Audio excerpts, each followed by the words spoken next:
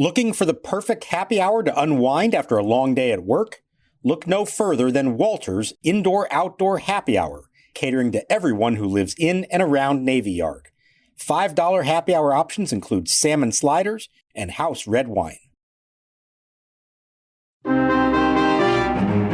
pitch, swung on, drilled to the air to deep left center field. This is way back. This one is going, and reaching up, jumping is Mullins. He cannot get it. It is gone. Goodbye. Bang, zoom goes Dylan Cruz with a 3-run home run to left center field, his 6th of the year. Just go be Dylan. That's kind of our message to Dylan so far is just go be Dylan Cruz, because Dylan Cruz is a special player and a special person. And welcome to Nats Chat, along with NatsJournal.com Washington Nationals insider Mark Zuckerman, who is in West Palm Beach, Florida, side of 2026 Nats Spring Training. I'm Al Galdi, host of the Al Galdi podcast. We are still more than a month away from opening day, but the Nats 2026 exhibition season begins this Saturday afternoon with split squad games at 1:05, a game against the Houston Astros and a game against the St. Louis Cardinals. So we this past Monday had the first full squad workout at 2026 Nats camp, and we, over the last few days, have had the Nats signing 2 relief pitchers and have had a number of notable things that have been said. So we have a lot to get into on this, the Only Nats podcast, for which there is a new episode the morning after every regular season game day, including weekends. We, during spring training, are coming at you on about a once per week basis. So this installment of Nats Chat is brought to us by the Golf Yards in Ballston, the DMV's new home for elite indoor golf training. The Nats are getting ready for their season. Make sure that your swing is ready to visit thegolfyards.com to secure your spot. Nats outfielder Dylan Cruz, quote, "I think all of us have to forget about everything that's happened in the past. It's a clean slate right now," end quote. You know, Mark, I read that on NatsJournal.com. That is the proper, healthy way to be looking at things right now. Everything that has happened is in the past. It is a clean slate right now. A good way to look at the Nats, a good way to look at life in general. But good to see you, man. How you doing? Good to see you too, Al. And yeah, that phrase, Dylan didn't just pull that out of thin air. That has been a common refrain from Blake Butera, from Paul Taboni. It's really the message that I think the entire organization is trying to give to these players. And I think it applies to a couple of things. On a personal individual level, it's saying, hey, we're going to evaluate you based on what we see with our own eyes. We're not going to come into this with preconceived notions based on what you've done in the past or what we've heard about what you've done in the past. So I think that should be considered, refreshing for any player who may be coming in and wanting to make their case for a roster spot or for, an important spot in the lineup, the rotation, whatever, that might be. And then I think it also applies on a broader level, which is to say, yeah, it's been a rough few years around here, but we weren't around for that. And that's not our responsibility. And we are starting fresh here. I know a lot of people may interpret that to mean that there are low expectations for this year. And maybe that will prove to be true as it plays out. But I'm also hearing a lot from guys who are saying, don't sleep on us. We may surprise. We know what the expectations are.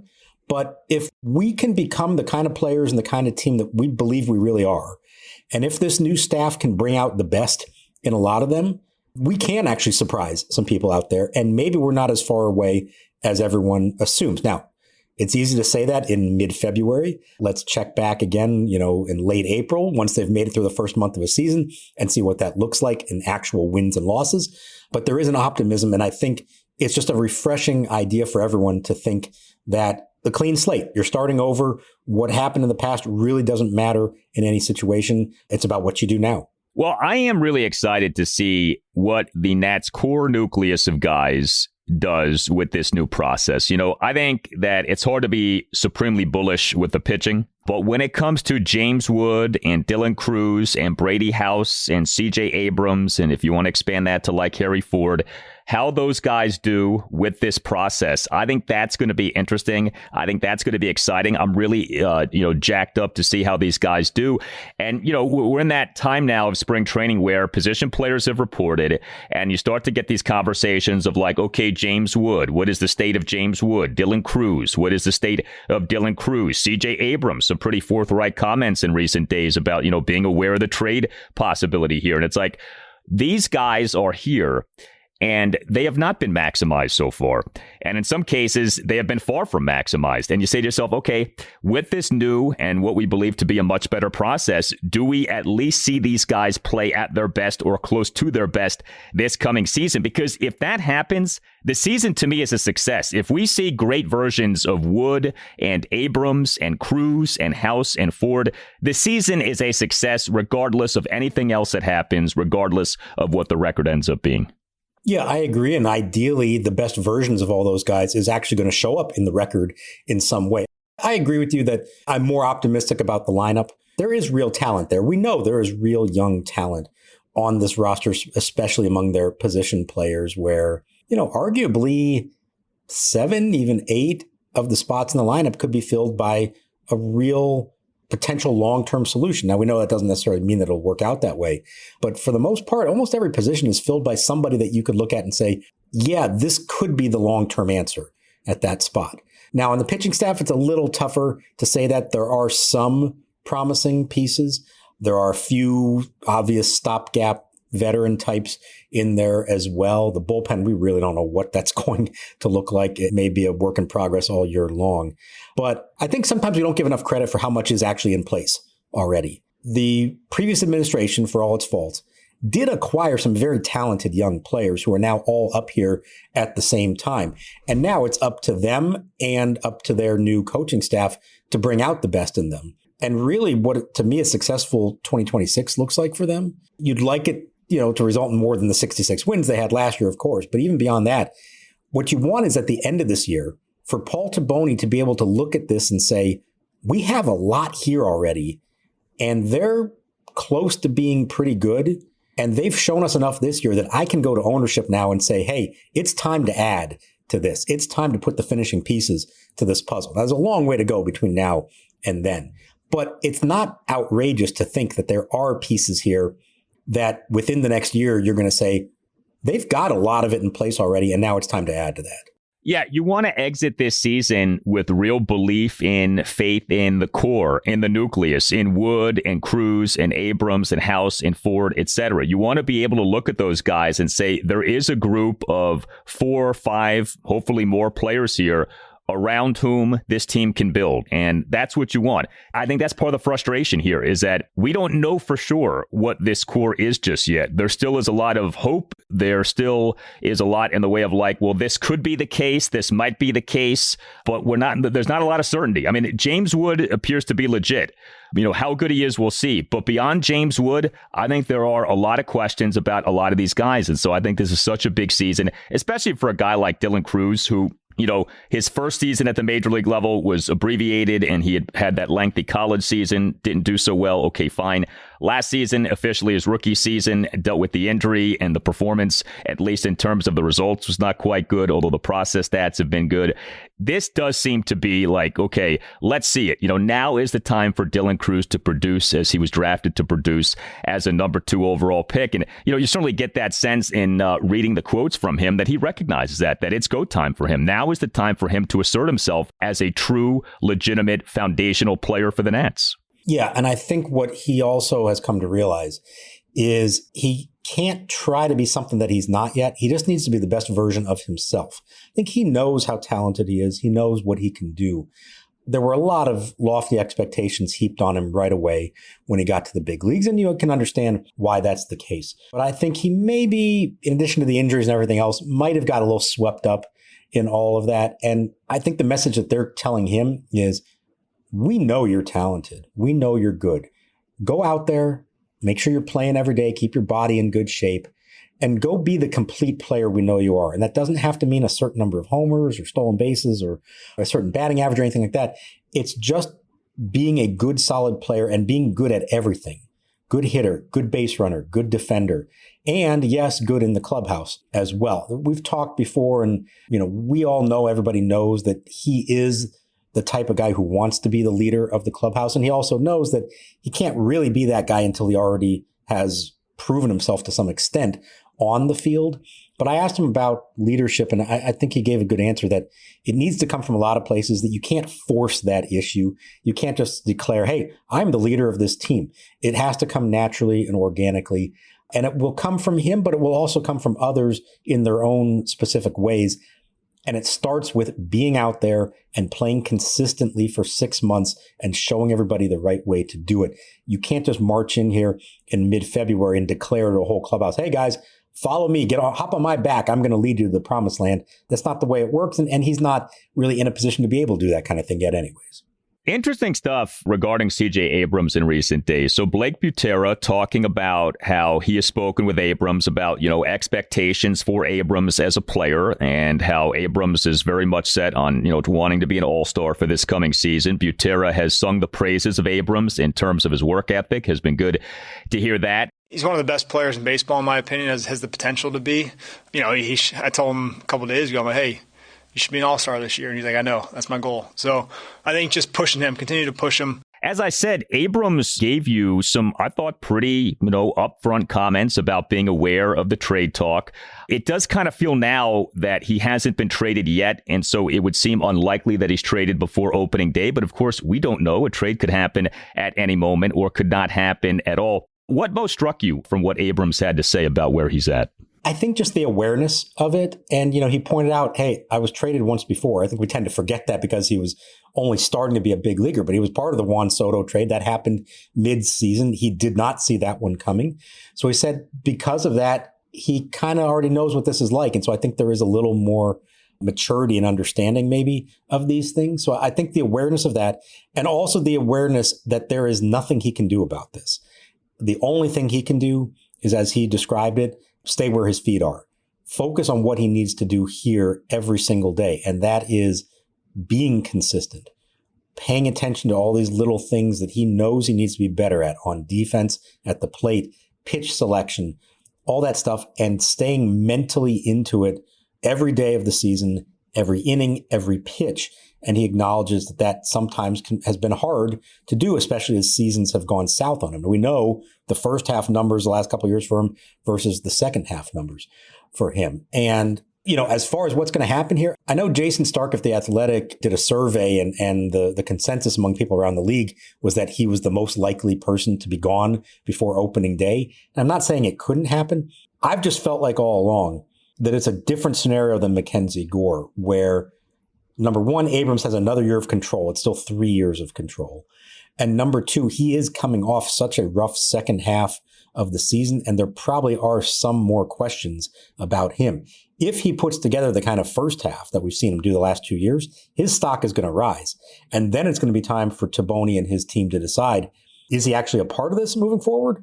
Or do we strike while the iron's hot and his value may never be higher, and let's make that move come July? I think that's a more likely scenario than for them to put something together here in the final weeks of spring training. Now, the caveat to that would be if a team has a major injury and all of a sudden they need a shortstop, a contending team, maybe that changes the dynamic somewhat. But I think for right now, people know what CJ Abrams is. Whatever they've offered is probably not going to change. See how he does over the first half of the season and then make your decision. And it doesn't mean he has to be traded. They've got 3 years of control. They're talking him up. Now, are they talking him up because they're trying to boost his trade value, or are they talking him up because they actually believe in him? I don't know. We'll have to see the answer to that. But they know, Blake Butera said it, like he can be one of the best players in the game at any position, let alone shortstop. He has that ability, and we've seen for 3 months at a time he can be that. It's just a matter of putting it all together for 6 months. What I think is so tough about CJ Abrams is what is he, and is what he is what he is going to continue to be, or is he a guy who still gets better?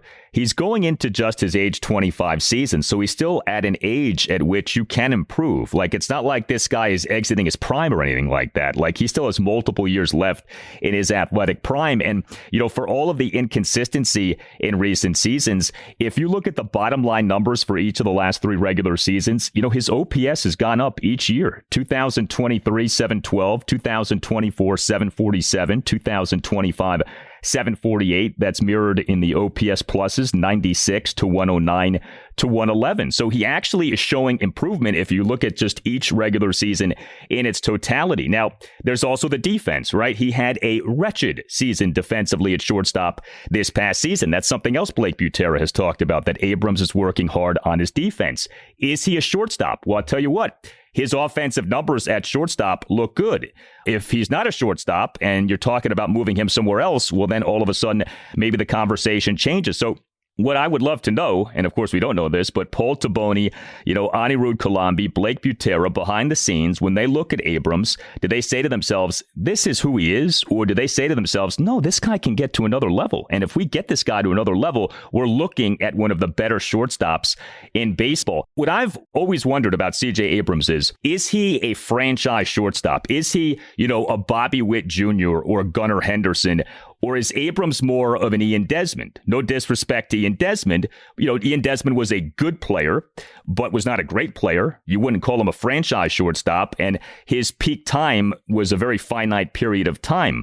What are we looking at when it comes to CJ Abrams? And he's been here for a few years now, of course, but, we're still trying to figure out what exactly the Nats have in Abrams. Yeah, I think it's a great way to look at it because Desmond at his best was really good, but he did have trouble sustaining that over a full season and certainly from season to season. There was always that question of, is he really a good shortstop or not? And he got a lot better over the years, but I don't know that he was ever truly what you'd call like an elite premier shortstop.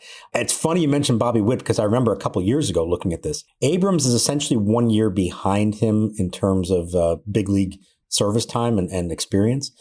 And Abrams' first full year with the Nats was very similar to Bobby Witt's first full year with the Royals. And then Witt has a breakthrough year, I think it was the second year, and gets a huge extension from the Royals. And I remember thinking and writing about it at the time, hey, if you think CJ Abrams is going to follow that same pattern, and he kind of did in year two, it wasn't the first half it was, he was on track for that, and then it cooled off in the second half. But if that is the same path that he's going down, then if you're the Nats, you're trying to lock him up now because Witt has already set the bar for what those kind of contracts look like, and they are major 9-figure contracts. Now, in the couple of years since, Witt has continued to thrive as one of the best all-around players in baseball, and Abrams, as we've said, can be good for 3 months, but has not sustained it for 6 months, and defensively has not been the same kind of player. This is probably his shot now. If he's going to get to that level, this is going to be his shot. But I think it all speaks to what we were just talking about, the clean slate. They may have an idea of what they think he is, but they want to actually see it for themselves. They've heard stories. Oh, here's what he's like. Here's his work habits. Here's, how he handles the grind of a whole season. But it's one thing to hear that stuff, and then it's another to see it with your own eyes. And I'm going to give him the benefit of the doubt that they want to believe the best in him. And if they think they can help him become the best version of themselves, well, let's go see what that looks like and not prejudge based on what we think we know about him from the last couple of years. The Nats are down in West Palm Beach getting dialed in for the season. But the real question is your golf swing ready for spring? If you're tired of losing strokes early in the season, you need to check out the Golf Yards. They are building the most advanced indoor golf performance club in the DMV right here in Ballston, located directly off I-66. This isn't just a simulator bar. It's a true training facility featuring the best tech in the game.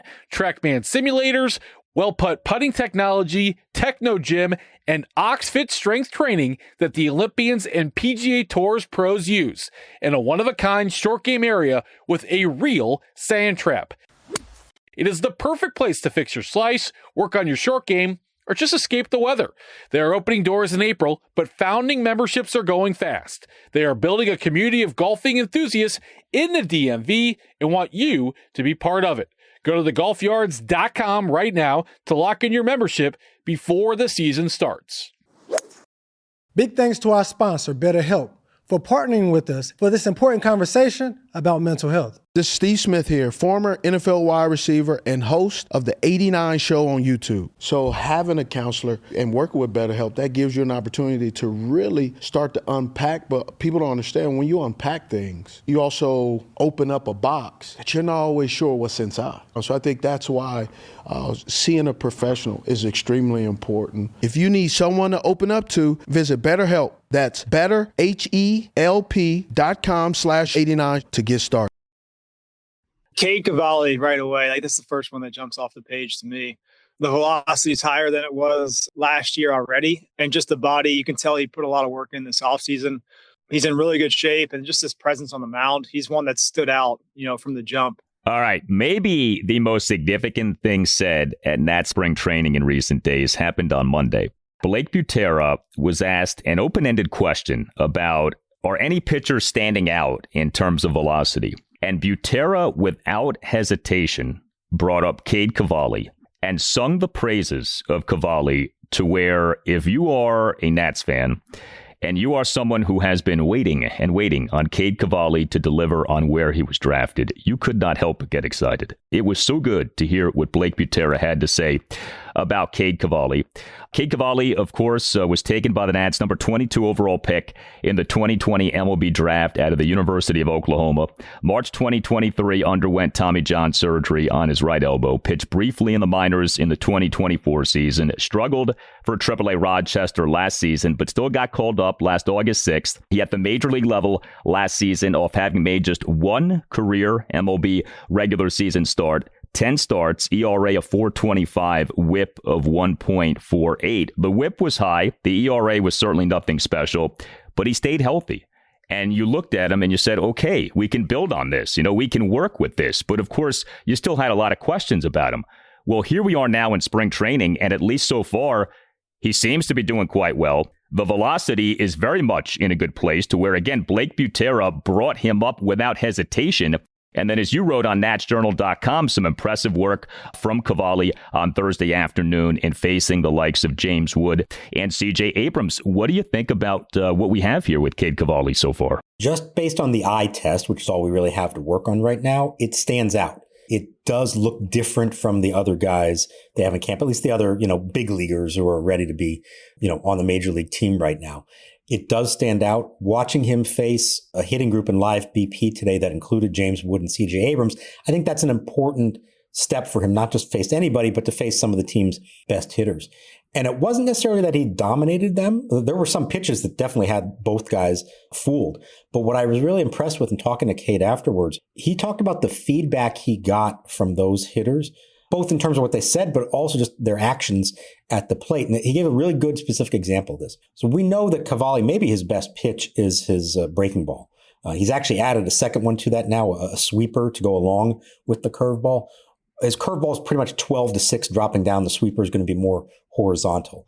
Well, he was throwing a lot of those to Wood and Abrams. And the way he tries to throw it, especially if he's got, say, 2 strikes on a hitter, is to start it at the knees and then drop it down and almost bounce it right in front of the catcher and try to get guys to chase.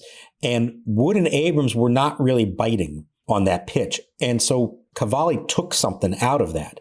And he said to himself, okay, it's not that those are bad pitches. It's that they're looking for those kind of pitches. And they know if I see the ball coming in low like that, lay off because it's going to drop below the strike zone. So what that tells Cavalli is I need to set that up better with more fastballs up in the zone, maybe some other, harder pitches on like the inside corner, change the eye level of the hitter, get them thinking about things higher up. And then when it's time to put them away, you give them that breaking ball that starts at the knees and drops below, and you have a better chance of getting them to chase at it. It was such an educated, mature, veteran kind of answer from somebody who, as we've talked about, has only made 11 big league starts. Now, I don't know if that translates for sure when it comes time to pitch in a real game against real opponents, but the fact that he's thinking in those terms tells me that he is more than just a stuff guy. We know the stuff is good. I've said it several times already. I think he has the best pure stuff of any starting pitcher this organization has had since Steven Strasburg. And I don't say that lightly when I make that comparison. But we know it's one thing to have the stuff. It's another to know how to use it and be effective with it. And the way he was talking about that says to me that he is learning how to use that stuff better. I'm really, really excited to see what this looks like once he gets out there come April. And when we talked earlier about the Nats core or potential core, you certainly could include Cade Cavalli in that. And what a story it would be that this guy goes from looking like a bust. I mean, let's be honest, things were not going well to now maybe possibly panning out. I mean, we'll see here, but he's in such a good place now as compared to where he had been in recent seasons. Regarding Nats pitchers. So we, on the last installment of the Nats Chat podcast, talked about how we already can see tangible signs and actual physical evidence of the Nats' new process and going in on analytics and data science like never before on display. One thing that I've noticed in seeing pictures and videos of Nats pitchers is that they're wearing these like black armbands, which I understand are driveline workload sensors. So this is actually a high-tech way of monitoring pitcher workload. Is this new, or have the Nats been using this in previous years? Do you happen to know the answer to that? I'm pretty sure that's new. I don't think I've seen that before. There's a lot of new stuff around it. You know, some of it, yes, they have had, and maybe we haven't seen it quite as prominently out there for everyone to see themselves. But a lot of it is new, and I believe that stuff's new. And it brings up a good point. And I asked Blake Butera and I think Simon Matthews, the pitching coach, about this kind of stuff. It's one thing to have all this information at your fingertips, but you have to know how to use it and what really can be gleaned from it. You can't just get overwhelmed by this stuff. But I think one of the key things they're looking at, and they're not alone in this regard, a lot of teams will do this, is it's not just, hey, is your fastball velocity where it should be? Or is your breaking ball have the correct depth to it and break and all this? They can pick up on things that will let them know if a guy might be dealing with a physical issue and the numbers look off. So they know that he typically is going to be throwing from this arm angle, this percentage or this degree, or they know that his curveball should usually have X amount of break and, a certain amount of depth. Well, if those things look off in the measurements, that can help them then say, hey, hang on, are you feeling all right? We know big league pitchers are not always the best at being honest about how their arms feel or their bodies feel, especially when it comes to in games, because they want to keep going. It's one thing for a player to tell you, yeah, I'm fine. But if you have some data that actually suggests there may be a problem, it helps them identify that quicker and not just rely on the pitcher to be honest and truthful with them. So those kind of like biomechanics stuff that I think we're talking about here, they can make a big impact if used properly and if everybody, reading that information understands how this all works and what they should be seeing and not seeing. It is massive. It is potentially game changing. And it's the kind of thing that on the one hand, you're thrilled to see. On the other hand, you say to yourself, where the heck has this been and why did it take so long? But, information, especially from the perspective of the front office and the coaching staff, you can never have enough. You don't want to bombard your players with all that stuff. But to me, if I'm Paul Taboni, if I'm Ani Kalambi, if I'm Blake Butera, if I'm Simon Matthews, I want all of this information and I'll figure out how to disseminate it. I'll figure out how to process it. But I want to know about my pitchers' workloads. I think that matters a lot. And so that the Nats are doing this, I think is significant. Simon Matthews, prior to coming to the Nats, was an online trainer for Driveline Baseball. So I don't know if he's the reason that Nats pitchers are wearing these armbands here, but, there's a connection right there. And this is another one of these things where, it's not a big deal in terms of the attention that it gets, but I think it's like a very significant development that the Nats finally are using stuff like this that can help them hopefully get the most out of these pitchers. Now, as we are talking about pitchers, it's funny. We've seen the Nats do more in terms of notable player transactions during spring training than they did in the offseason than they did in the lead up to spring training. We, on the last installment of the podcast, talked about the Nats signing starting pitcher Miles Mikolas. And since we last spoke on the podcast, 2 relievers have been signed by the Nats to minor league deals. The Nats early Monday afternoon officially announced having signed free agent lefty reliever Cionel Perez to a minor league contract with an invitation to major league spring training. And the Nats late Wednesday morning officially announced having signed free agent reliever Drew Smith to a minor league contract with an invitation to major league spring training. Cionel Perez, best known for his time with Baltimore, was really good for the Orioles in 2022, has struggled in recent seasons. Drew Smith had spent his entire MLB career with the New York Mets 2018 through 2025, but he has twice undergone UCL surgery, March 2019 and July 2024. When you look at Perez and Smith, do you see them as likely to make the opening day roster in terms of that Nats bullpen? If they show that they're healthy, first and foremost, and if they have even just a little bit of success, I think this spring, yeah, because we've talked about there's so little experience from that group. Pretty much everybody else who factors into the bullpen has at most 1 year of major league experience. These guys have several years of big league experience, and so that does matter. And while they may not be elite top-end arms, they at least have the potential to be more than that. So I do think as long as they get to the end of camp and look like they are physically ready to go, my guess is that they will make the roster. And I think, quite frankly, it's probably why they both signed here. Even though they're minor league deals, there's an understanding that there's a lot more opportunity here and even likelihood of making the roster than they would have gotten maybe somebody, from another team somewhere else. In Perez's case, very interesting. As you said, really good for the Orioles for a couple of seasons, and then it tailed off. He believes that he got away from what made him so good, which was his fastball. The Orioles were really pushing for him to throw more sinkers down in the zone, try to get weak contact ground balls. And I think he felt like he paid the price for that. He went to Driveline over the winter, kind of configured himself to get back to who he was with a fastball, also adding a different breaking ball to the mix. He sounds very encouraged by the results and feeling like he can return to the pitcher that he was a few years ago, which would be fantastic if they could do that. If you're talking about a lefty who throws hard and can pitch in the back end of the bullpen, this is a guy who, was like one of the Orioles' primary setup men when they were first becoming a playoff contender again. That's some valuable experience if you have him. In Drew Smith's case, hasn't had quite that same role, a little bit with the Mets.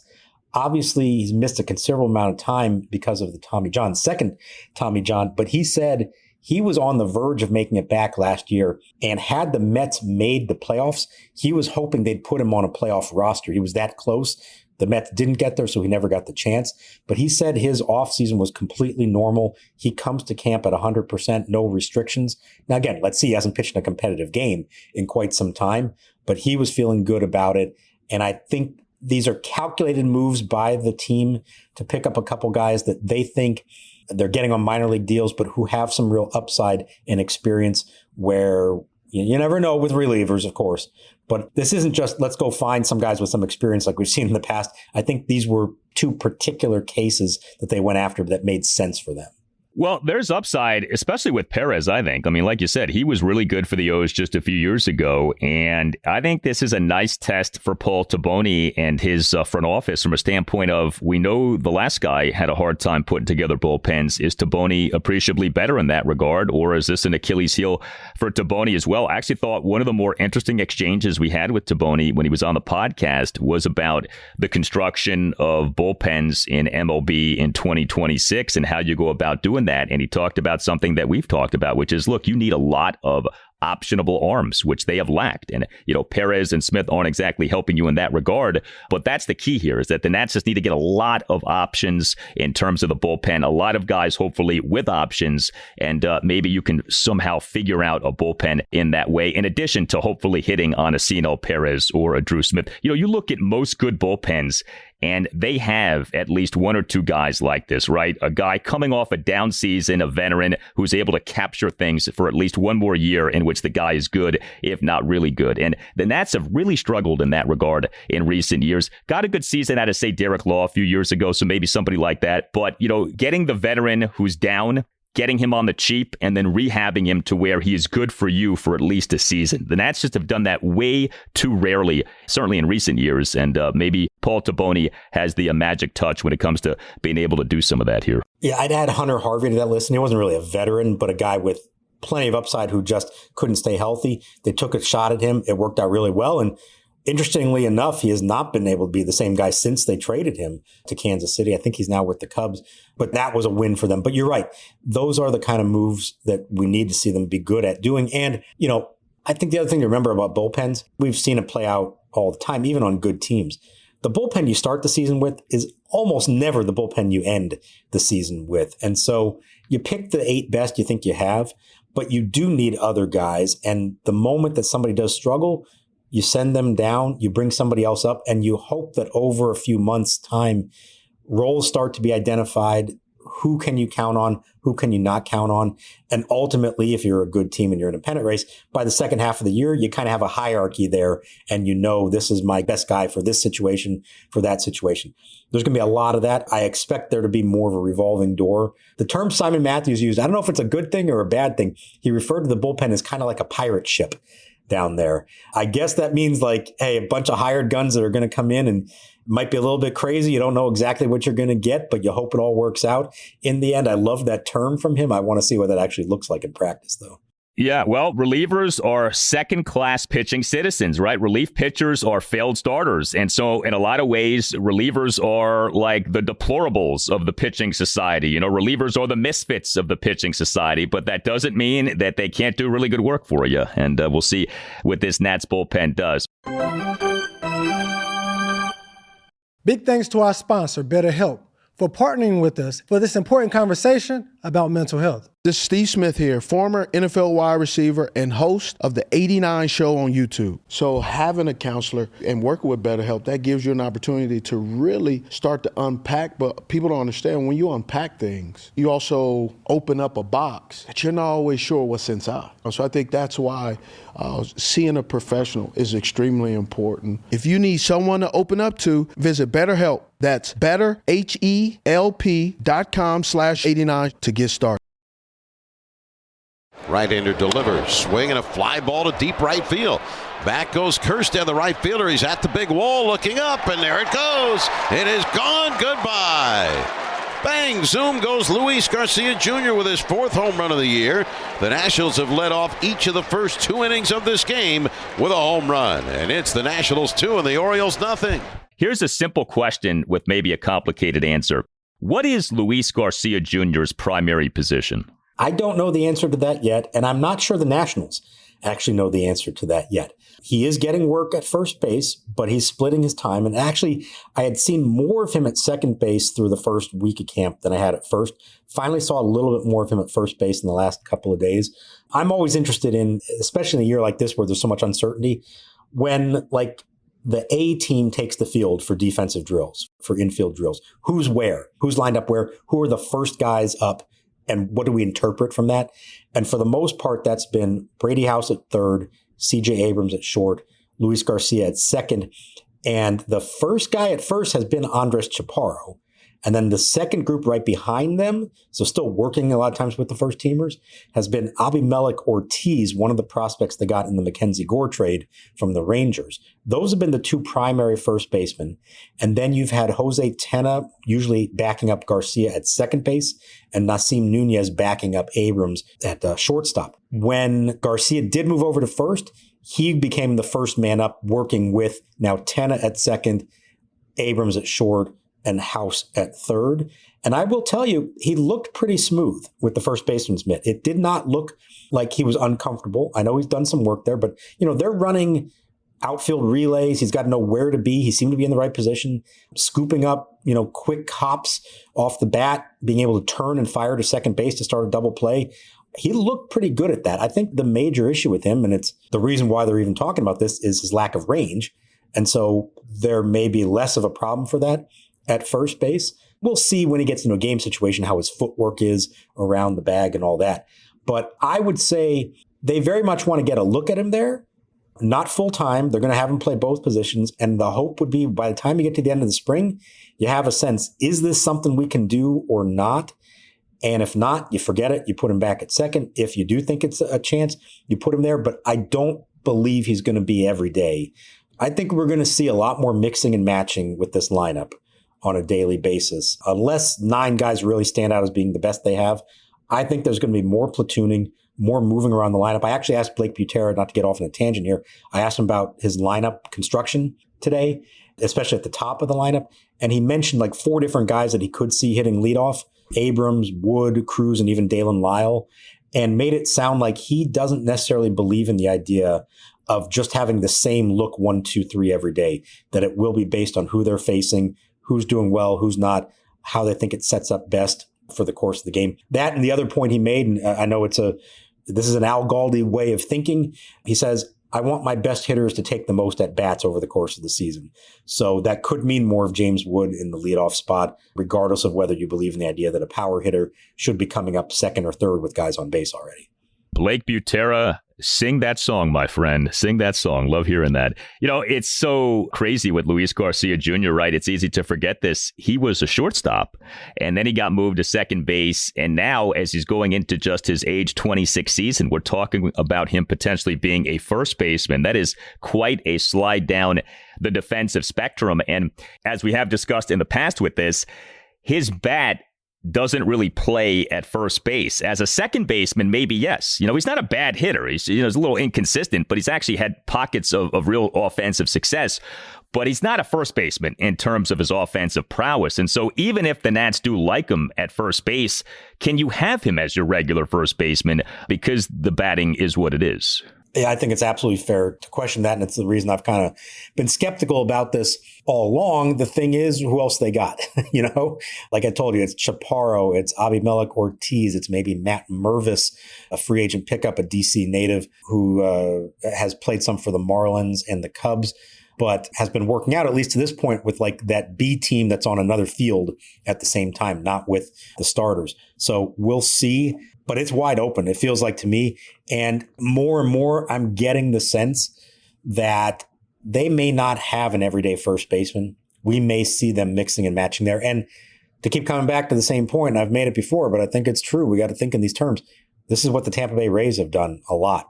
They have guys that you don't really think of as big name players at first base, and they often just go lefty, righty, and rotate them around, not just game to game, but within a game.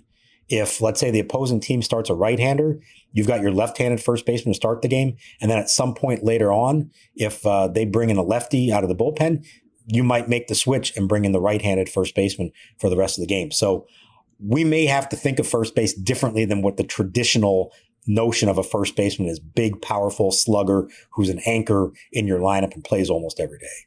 Matt Mervis, a product of my high school, Georgetown Prep High School in North Bethesda, Maryland. Don't say Rockville. It's North Bethesda. Make that clear. You tell us what you think. Hit us up on X at Nats_chat. You can find us on Blue Sky at Nats Chat Podcast. You can email us natschatpodcast@gmail.com. And we have a website that we invite you to check out too, natschatpodcast.com, at which you can purchase a Nats Chat Podcast t-shirt. And we, of course, continue to encourage you to read and subscribe to natsjournal.com. Mark, I saw the latest numbers that you put out on X. Your site is thriving, my friend. Congratulations. Thank you. We topped 5,000 total subscribers. That's both paid and free subscribers here within the first 10 days or so of launching. I'm overwhelmed with the response I've gotten from everyone. It's been a real success here so far, and I'm excited to see what this starts looking like as the games begin, because I've got some ideas of some things I'm going to do with my game coverage as well that might look a little different from what you've seen from me in the past. If you haven't signed up yet, please do. I very much appreciate everyone who has. And look, we've talked about it. There's a dearth of coverage of this team, but if nothing else, forget about me on a personal level. What the success of the site so far in less than 2 weeks has shown me is that there's a great amount of interest in the Nationals and in local coverage of sports, something that far too few people in positions of power have seemed to recognize. I hope more do understand this.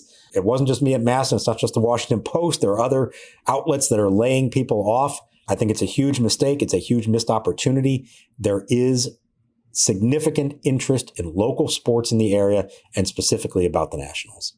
We offer shout-outs on the Nats Chat Podcast. If you would like a shout-out for someone who you care about, contact the man who runs the show, Tim Shovers. The email address, natschatpodcast@gmail.com. We have this. Coach Sam and Coach Pete want to congratulate the 2025-2026 Jalapenos on a memorable 3rd/4th grade girls rec league basketball season.